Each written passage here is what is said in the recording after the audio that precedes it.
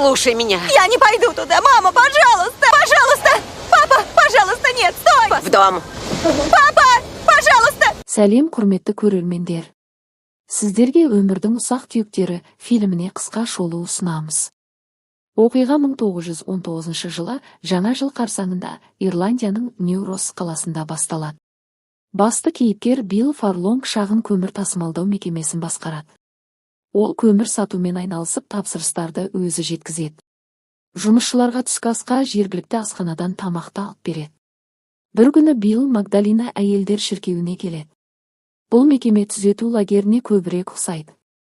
Мұнда әйелдерді ауыр еңбекке салып, аяусыз қарайды. Сол уақытта анасы жас қызды монах әйелдердің қарауына қалдырып жатқанын көреді. Қызы көз жасын төксе де, анасы оған мейірім танытпады. Билл жүк көлігімен кері қайтып келе жатып, орманда отын жинап жүрген бір баланы көреді. Бұл бала оның қыздарының сыныптасының бауыры еді. Билл тоқтап, оған Рождествоға сыйлық ретінде азын-аулақ ақша береді. Бала отынды өз иті үшін жинап жүрмін деп өтірік айтады. Шын мәнінде, оның әкесі ішімдікке салынған, ал үйлерінде көмірге ақша жоқ. Кешке Билл жұмысын аяқтап үйіне қайтады. Үйде оны сүйікті әйелі Эйлин және сүйкімді 5 қыздары бар. Қыздары мектепте өткен күндері туралы айтып, сабақтарын оқып отырады. Ал Билл көмір шаңына боялған қолдарын жуып, кешкі ас ішеді. Бірақ сол түні Билл ұйықтай алмайды. Ол шай ішіп, қараңғы бөлмеде терезеден сыртқа қарап ойға беріледі. Ол өзінің балалық шағын есіне алады. Жалғыз басты анасы Сара оны дүниеге әкеліп, кейіннен оны миссис Уилсон атты бір әйел тәрбиелеп өсіргенін еске түсіреді. Миссис Уилсон оған жұмыс беріп, білім алуына көмектескен. Келесі күні кешке Билл отбасы мүшелерімен бірге жаңа жылдық мерекелік шыршаны жағу салтанатына барады. Бұл шараға Магдалина шіркеуінің басшысы, жергілікті тұрғындар және шіркеу хоры қатысады. Хордың құрамында Биллдің қыздары да ән айтады. Мерекеден кейін Билл әйелі Эйлинмен көшеде серуендейді. Эйлин дүкендегі әдемі туфлиді көрсетіп, жаңа жылдық мерекеде осыны сыйлыққа алғысы келетінін жасырмай айтады. Үйге оралған соң отбасы бірге кеш өткізеді, балалар мерекелік торт дайындайды және Санта Клаусқа хат жазады. Эйлин түнде қыздары ұйықтаған соң хаттарды пешке жағып жібереді.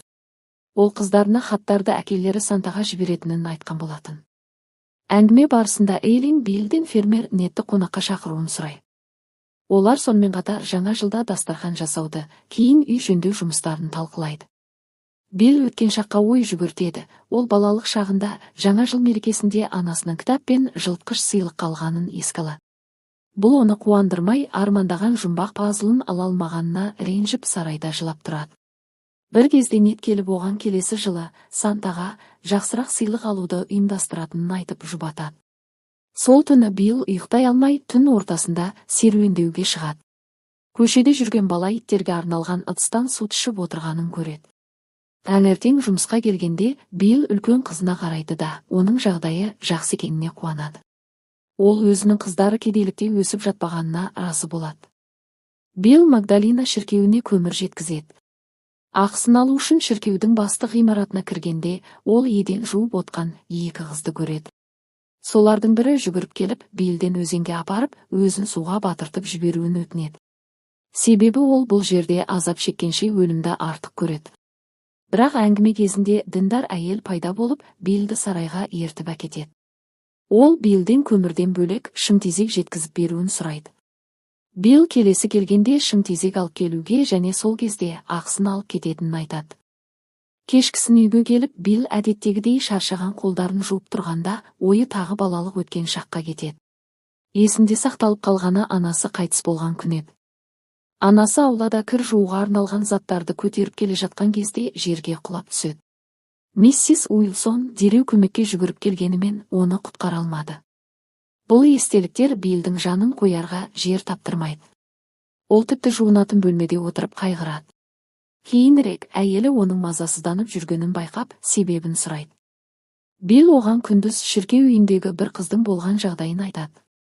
Әйелі Эйлин Биллдің тым мейірімді екенін, әрдайым мұқтаж адамдарға көмектесетінін, қызметкерлеріне қамқор болатынын есіне салады. Бірақ ол жетімдер үйіндегі қыздар туралы ойымен бөлісіп, олардың жезөкшелік пен әдепсіздік әрекеттердің салдарынан сол жерге түскенін айтады. Эйлин өзінің сөзі Биллдің жүрегіне тигенін сезіп, одан кешірім сұрайды. Бірақ Билл оған, егер миссис Уилсон дәл осылай ойлайтын болса, қазір олардың бақытты отбасы мен қыздары болмас еді деп жауап береді. Түнде әжетханаға оянған қызы олардың әңгімесін бөліп жібереді. Бірақ бұл да Биллдің өткенді еске алуына кедергі бола алмады. Оның анасы қайтыс болғаннан кейін миссис Уилсон оған өз баласындай қамқор болғанын, үйінде тұруға мүмкіндік беріп, білім алуына көмектескенін есіне алады. Бірақ бұл естеліктер оның жүрегін одан сайын ауыртты. Түн ортасында Билл көмір тиеу үшін базаға барады. Кейін ол оны шіркеуге апарып сарайға түсіруге дайындалады. Бірақ сарайда ол суықтан дірдектеп отқан жас қызды көреді. Оның аты Сара, және ол жүкті екенін мойындайды. Сараның айтуынша, оны осында жіберген, ал баласы туылған соң, сәбиді асырап алуға басқа отбасыға береді екен. Билл қызды діндар әйелдердің негізгі ғимаратына апарып, оны діндар әйелдерге тапсырады. Оларды қарсы алуға шіркеудің бастығы, Матушка Мэри, шығады. Ол әйелдерге арналған діни ұйымдарды басқаруға үйреніп қалған адам. Жақында ғана ол Бенни Гессерит орденін ұйымдастырған. Матушка Мэри қыздың жоғалып кеткеніне байланысты полицияға хабарласқалы жүргенін айтады. Ол Биллді шай ішуге және көмір үшін ақшасын алуға кабинетіне шақырады. Шай дайын болғанша ол Биллдің қыздары туралы әңгіме қозғайды. Матушка Мэри кіші қызының жақсы мектепке түсу үшін оның мақұлдауы қажет екенін еске салады. Бұл білім алу мен жақсы болашаққа жол ашады. Билл өз өмірін қиындықтан тартып алған адам ретінде оқудың қаншалықты маңызды екенін түсінеді. Сәлден кейін кабинетке жуылып киіндірілген Сараны алып келеді. Матушка Мэри одан не болғанын сұрайды. Сара басқа қыздармен жасырынбақ ойнап жүріп сарайға кездейсоқ қамалып қалғанын айтады. Бірақ Биллдің жанында шындықты айта алмағандықтан Сара жылап, бұл жай ғана ұсақ-түйек оқиға деп ақталады. Матушка Мэри діндар әйелдерге қызды тамақтандырып, демалуға жіберуді бұйырады.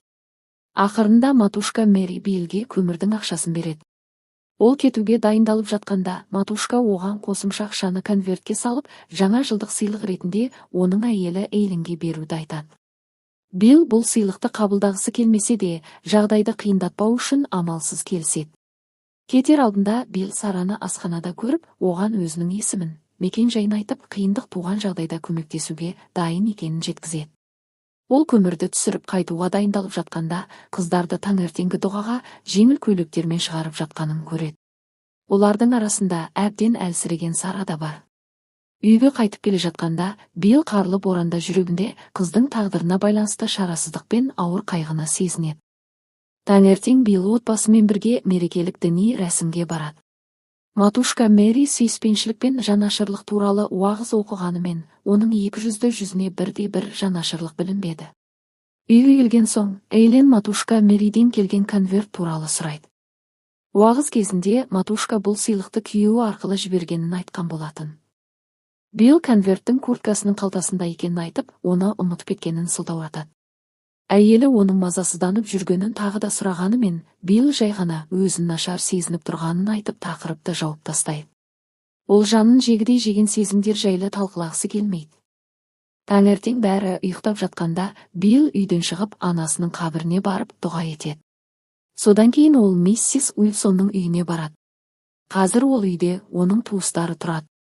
Одан миссис Уилсонның жағдайын сұраған кезде, оны қарттар үйіне жібергенін айтады. Үйдің жаңа қожайыны Биллді қарттың туысы деп ойлап, оның сыртқы келбетінің ұқсастығын атап өтеді. Балалық шағы өткен үйді тастап шыққан соң, Билл миссис Кейхоның шарапханасына барады. Ол жерде жұмысшылар мерекені атап өтіп жатыр. Шарапхана иесі оны жеке бөлмеге шақырып, қызметкерлерге мерекелік сыйақы туралы мәселені талқылайды.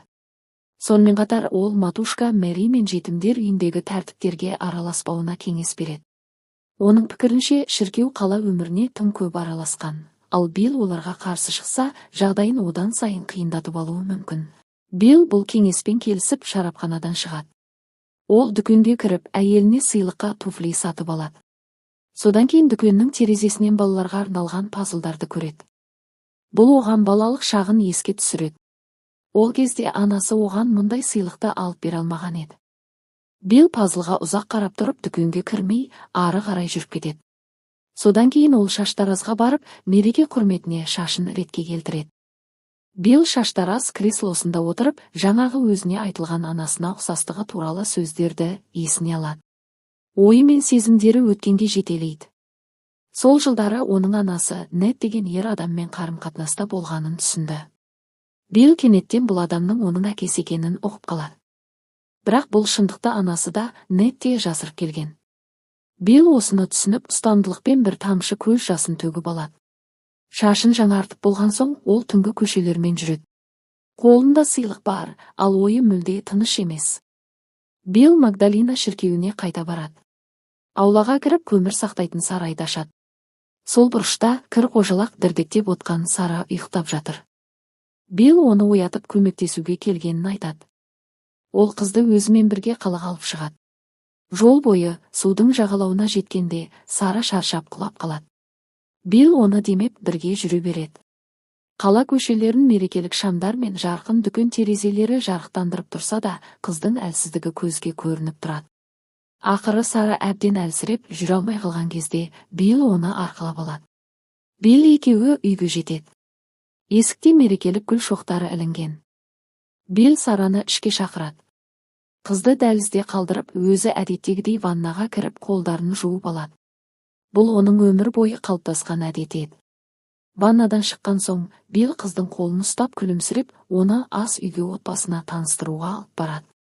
Қысқа кино шолу ұнаса тіркелуді және пікір қалдырып қолдап кетуді ұмытпаңыз.